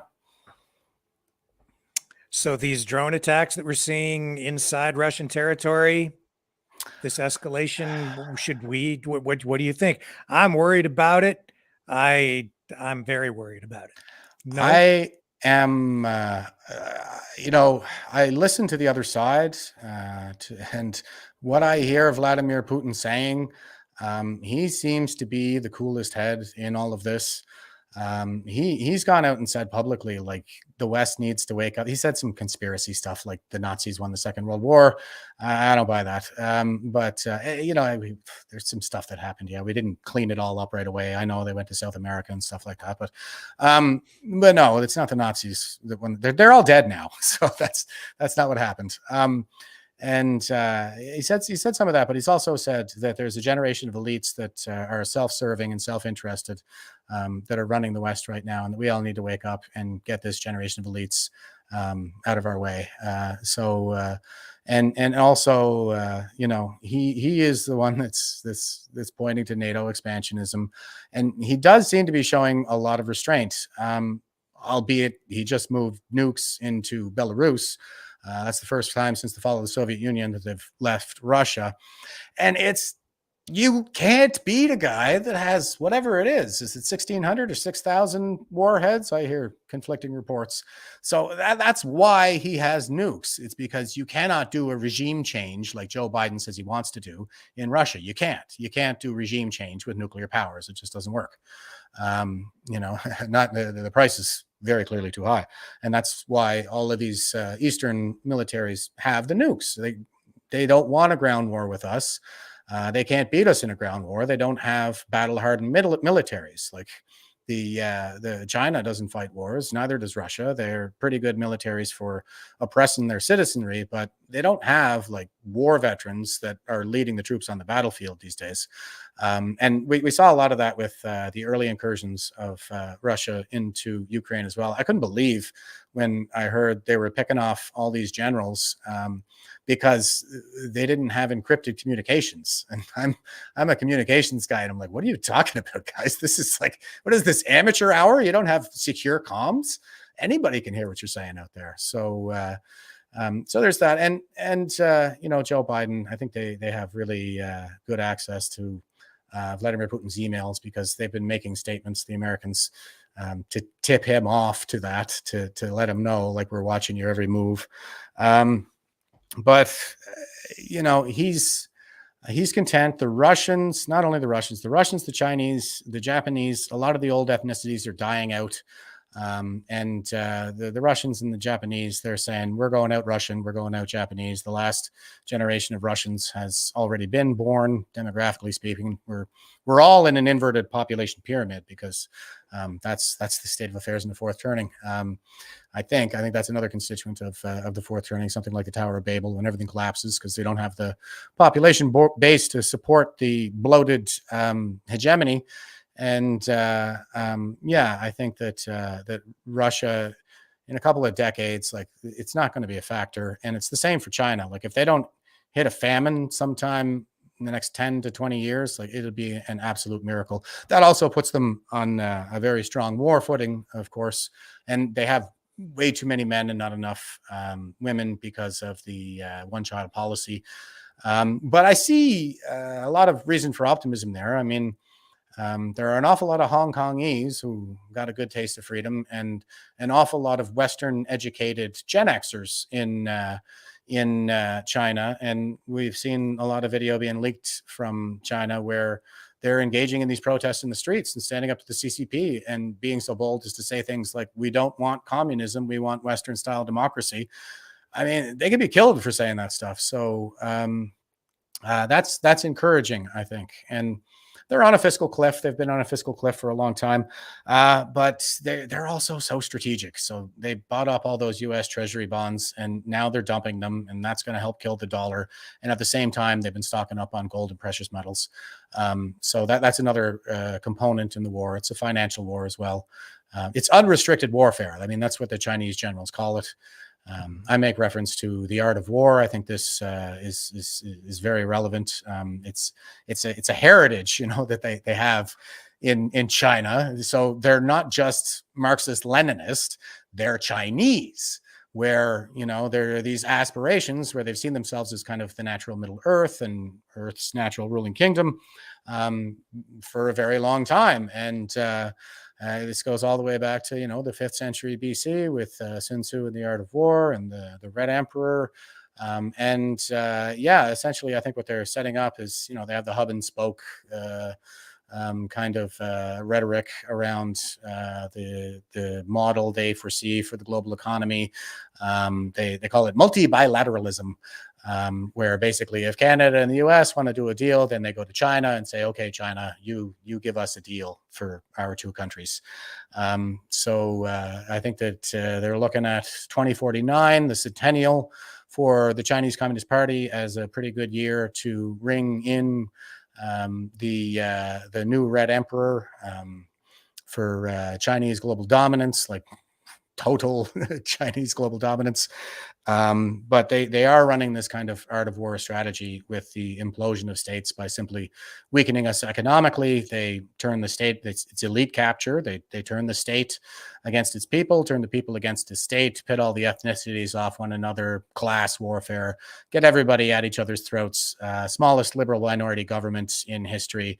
So we'll be all too busy fighting each other to notice what they're really doing. And all of a sudden we have a shit ton of wildfires in Nova Scotia, right at the same time that the CCP is being called out for basically blockading the lobster industry out here in Nova Scotia, because they bought up, I think, the lobster port in Halifax International Airport, and now that's causing problems for the fisheries here. I heard the fishermen are even going to New Brunswick to get a better price for their catch and all kinds of stuff. So, and they're buying up all kinds of land and PEI with these condos and businesses and stuff like that. And a lot of it, I'm sure, is it's perfectly benevolent immigration, but somewhere mixed in with that, there's an unknown element of CCP activity, and it's not just the CCP. Like there are all kinds of different mafias that they sort of tacitly help each other out. They have shared interests, and they kind of look out for each other and these kinds of things.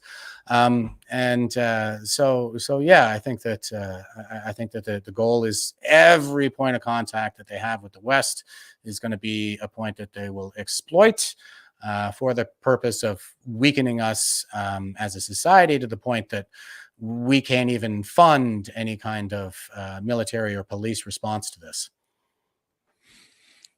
Well, aren't you a ray of sunshine? Yeah. It's only temporary, guys. This is what I always say to the troops. It's like, remember, when the chips are down, there are two things you got to remember. Number one, it's only temporary. And number two, it can always get worse. So whatever you do, don't do anything to make it worse. Well, I asked you, I was kind of asking in an indirect way if you thought that there was, what's your assessment of the nuclear threat? Because I think it's very, very high right now, but I didn't hear that from you. So I guess maybe you're more optimistic than I am.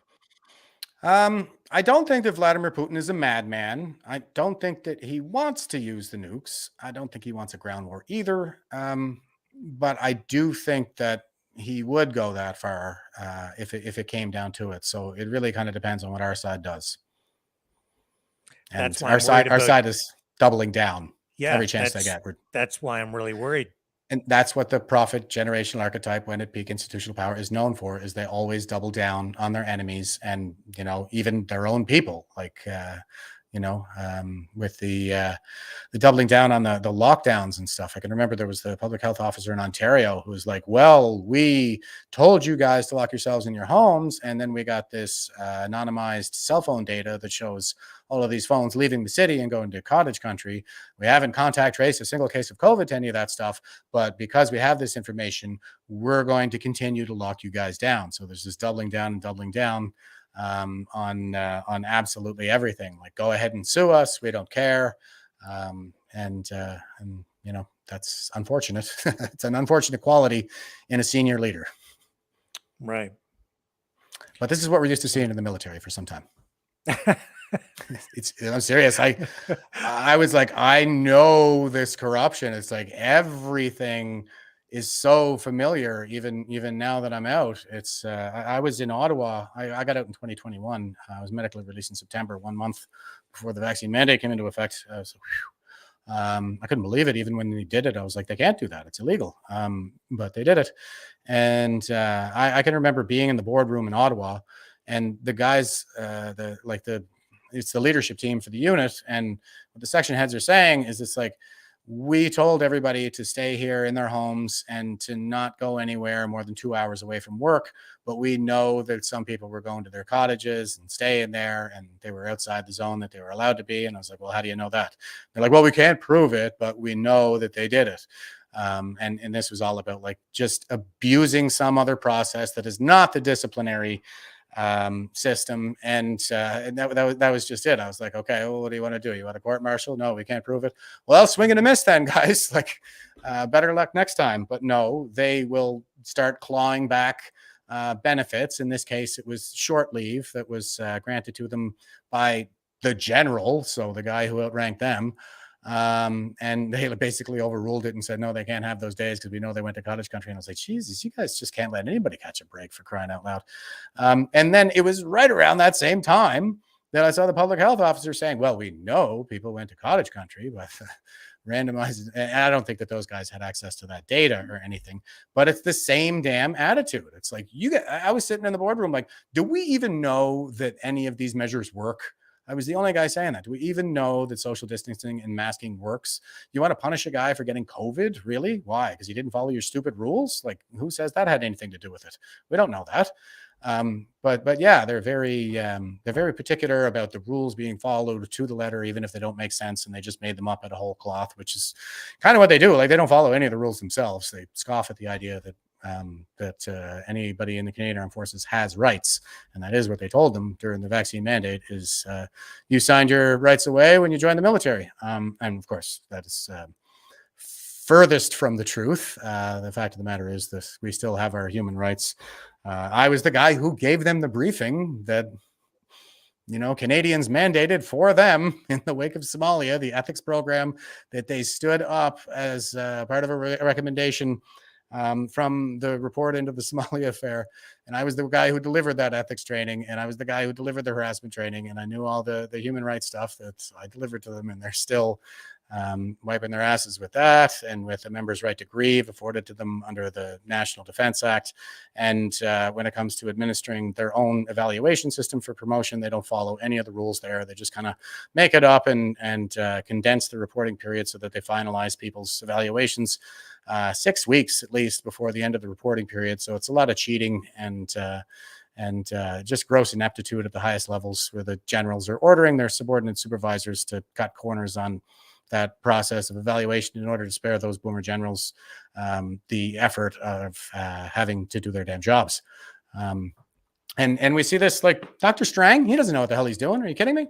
I got some FOI pops with the email correspondence, and I'm looking at what they're looking at, and I'm going, you got to be kidding me. This is some pretty weak tea. You guys inflicted this abuse of people's charter rights and human rights based on what? An article, what was it? It was from the WHO, and the recommendation for masks contained in the annex actually had, it cited a low confidence that masks would be effective in having any kind of positive health impacts, and also a low confidence that eyewear would as well. And so it's completely arbitrary. They said, we're going to go with masks because we like masks, and we want to make them do something because, you know, we're the bosses and we're going to make them do stuff. I think they just told us to put on the masks so we'd stop buying all the toilet paper.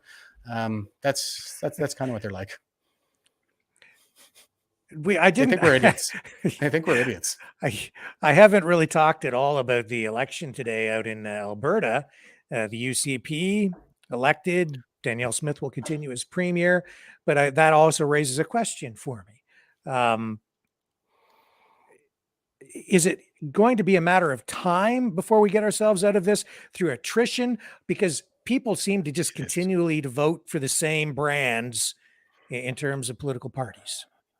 Yeah, and it is a war of attrition, but generally speaking, like I said, like the political pendulum swings because of the changing demographics, and the profit generational archetype is the one that is the progressive. The boomers are predominantly progressive, and I believe it was the missionary generation, which was the profit generation from the great power cyclum that culminated in the Second World War, that were the first generation to identify as the progressives. And so they just kind of seem to pick up where the last prophet generational archetype left off. If you follow that pattern back, another saeculum, you'll see Karl Marx, elder prophet with a long gray beard. So they seem to kind of pick up where they left off and build on that. When it comes to Danielle Smith, my concern there is, like, she got in, and my concern is she's a Gen Xer, and she's not a Gen Xer demagogue. She is standing up to the establishment.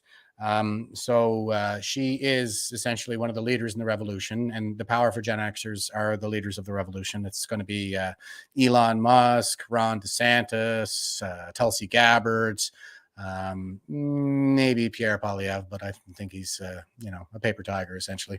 But Danielle Smith, I think she's genuine, and the mistake that she is making thus far is the same mistake that Trump made. He said he was going to go in and drain the swamp, but he didn't appreciate how deep the swamp really was. So all he had to do was fire the boomers, and the fourth turning would have ended right there on the spot. Gut the state, get the leadership that led us into this crisis, the crisis-causing leadership, out of there. The same people who led us into this crisis are not going to be the people who let us out. And Danielle Smith, she maintained her trust in the failing institutions, and deferred to the Justice Department on matters like these mask fines and lockdown violations and things like that. So she's still kind of in the mindset that this is politics as usual. I don't think she fully appreciates the magnitude of the crisis that we're in. If she understood that it were generational, then perhaps she would take more drastic measures to properly gut that state and get it working for us again. All that being said, whatever the solution is, how would you like to address the issue of keeping it peaceful? Like I said, it is a political solution. Danielle Smith is a part of it. I think that Alberta, all eyes are on Alberta right now, in the same way that all eyes were on Florida during the earlier pandemic. And like I said, Ron DeSantis is another. He's a Gen Xer leader, a powerful Gen Xer who is standing up to the establishment and kind of leading the way. And so hopefully Alberta is going to follow along those lines and show the rest of Canada that, yes, we really can do this. We don't have to live like this, and we don't have to take all of this crap from the feds. People need to be left alone, and that should be like the guiding mantra of the ancient Roman Empire was "do as you will, but don't harm another." And that should be a pretty effective mantra for living in a Western society these days. Like, that's what the law is intended to do. Is it should only really prevent me from doing harm to another. The line is crossed between following laws and following orders, I think, with the element of coercion that we've seen that's absolutely pervasive in our society right now. The institutions are utterly coercive. They're firing people for not taking their creepy gene therapy, and that is coercion, and that's the word that I keep trying to get everybody to muckle onto here, because Trudeau keeps saying, I didn't force anybody, and that's what he does. He's always playing these language games, and I'm like, no, nobody's accused you of forcing. I don't know that anybody's really accused them of forcing publicly, but the right word here is coercion. It's a quid pro quo, the likes of which the boomers engaged in when they were taking those postings to the remote locations up north and dangling the Indigenous cleaners' lives in front of them, saying, if you want to keep this job, you'd better let me put something in your body, deposit a little genetic material in there, and when I get done with you, you'll never be the same. Sound familiar? Gotcha. It's quid pro quo. Yeah. Anything else you'd like to explore tonight? I think we're kind of probably getting close to the end of this. Yeah, sure. No, Rick, I'm quite happy actually to just be on and have a chance to talk about these things and try to get a little bit more awareness raised around what I think is the signal that we need to focus on through all the noise. So the politics, the culture, all of that stuff is the noise, and the signal is demography. And it's that demographic shift that really brings about the resolution to the fourth turning. So that's what I want to raise awareness about, and maybe get more people than just me calling out the boomers for being such rotten leaders. Okay. It's the cast of Seinfeld running our institutions. That's what's happening, right? I mean, that was what happened with Seinfeld. It was, everybody was kind of going around going, hey, what's up with all these yuppieism there, boomers? I thought you guys were supposed to be hippies. And then Seinfeld came along like, yeah, we're just liars. Well, I'm right on the edge age-wise, so I'm going to claim that I'm not one of the boomers. I'd rather not get fired by our audience. I don't think I could have this conversation with a boomer. And there are good ones too. Obi-Wan Kenobi is an example of a good prophet generational archetype. But the problem in Star Wars is that Obi-Wan Kenobi is the only Jedi of his generation. And you can see the other generational archetypes there too. Like Darth Sidious would be the silent generation right now. When the silent generation, the artist archetype, they're the ones that are raised during the crisis. So they're the ones that are being masked up in schools right now. That'll be an artist archetype. But when they stick around in old age after retirement, that's George Soros. That's he's the same as Darth Sidious in Star Wars. As is Dr. Evil there, what's his name? Klaus Schwab. He's a silent generator. And think Donald Rumsfeld. It's not really the good ones that stick around in a fourth turning. It's the Donald Rumsfeld types, rather ruthless, hard-nosed, greedy, that kind of thing. So that's I think that about wraps it up. I covered all the generations. Did I trash everybody? Is anybody left out? Well, I really appreciate you coming on and sharing your views. I think this does provide some valuable perspective that we haven't really had on here before. I mean, I have a wide range of people on the program, from communists to, people on the conservative side. So, I mean, good on you. We have everybody on here, and a lot of people don't like that, but I'm always open to different perspectives, and I agree with so much of what you've said tonight. We share a lot, so I think what you've said is extremely valuable. Thanks, Rick. And yeah, man, I really appreciate you being one of the guys to put yourself out front and take all these slings and arrows like this. Just remember, like Mark Twain said, that if you find yourself in the majority position, then that should give you cause to reevaluate, or something to that effect. So just keep, pursuing the truth, man. I really appreciate your courage. So, and thanks for having me on. All right. And with that, folks, we're going to wrap it up for tonight. Everybody, Jeff Evely, thank you, Jeff, for joining us on the program tonight. And I'll be back tomorrow evening at 6 p.m. Eastern on the flip side.